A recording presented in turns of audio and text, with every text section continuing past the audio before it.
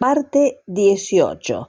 La cristiandad encontrada, quitada o revolucionada. Estudios en el libro de los jueces. Recordamos que estos comentarios fueron escritos durante los primeros días del derramamiento de la lluvia tardía del Espíritu de Dios, los cuales han sido de gran bendición para entonces y continúan iluminando al lector y hoy oyente en este tiempo presente. Y ahora lo presentamos en su versión podcast para sostenimiento sustentable de esta generación presente en este sexto día dispensacional, esperando así la venida de nuestro Señor Jesucristo. En la continuidad de nuestro presente estudio del libro de los jueces, seguimos desarrollando en donde estamos contemplando en el capítulo 4 al opresor del tercer cautiverio o la tercera cautividad del pueblo de Dios. Ahora veamos los respectivos sucesos que acontecen en el capítulo 5. En donde vemos la liberación.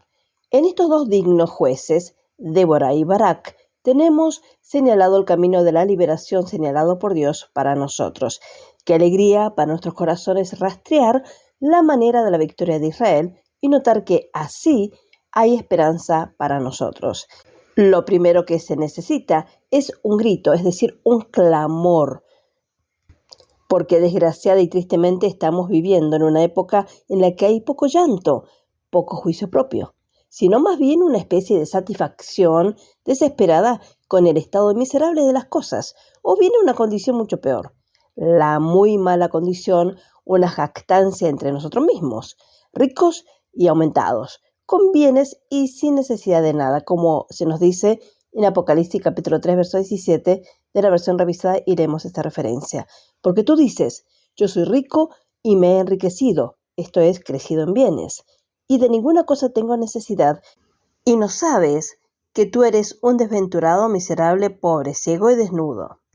Pero los hijos de Israel clamaron al Señor porque la servidumbre era extrema. El opresor tenía 900 carros de hierro, como se puede percibir en el capítulo 4, verso 3. Los estaba tratando brutalmente, como la expresión que se usa hoy en relación con el cuerpo de tanques, una forma muy agresiva de servicio militar. Pero, ¿qué son los carros de hierro en comparación con el fuerte brazo derecho, es decir, la diestra del Dios Todopoderoso, que siempre está a favor de su pueblo cuando clama a Él en su extrema necesidad? Pero debe haber ese clamor, la sensación de necesidad, con un cuidado cada vez mayor para que Israel no se jacte de sí mismo. Una mujer ahora es el juez. Ni siquiera un zurdo serviría en este caso, sino a alguien más expresivo de reconocida debilidad. Su nombre es exactamente lo que esperaríamos encontrar en tal situación en que la palabra de Dios ha sido reemplazada por la sabiduría del mundo. Para Débora, la palabra que ahora juzga a Israel nos enseña que la liberación de Javín viene a juzgar todo por la palabra de Dios sobre el tema. Deben tomar su consejo e instrucción y obedecer su voz antes de que se manifieste la liberación. Pero además, Débora está casada y nunca se divorcia de su marido. Debe estar en conexión viva con otro para ser eficaz. Ella es la esposa de Lapidot, que significa lámpara o teas. Cuán perfectamente expresa esto el Espíritu de Dios, el único verdadero iluminador de nuestras tinieblas. La palabra sí, conectada con el Espíritu, verdaderamente se convierte en lámpara a nuestros pies. Como dice en el Salmo 119, verso 105, lámpara es a mis pies tu palabra y lumbrera a mi camino.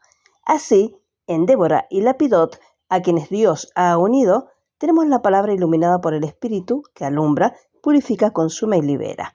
Y observe su morada, su habitación. Andad alrededor de ella y observar su verdor y su sombra. Sus ramas extendidas brindan abrigo y refugio del calor y la tormenta.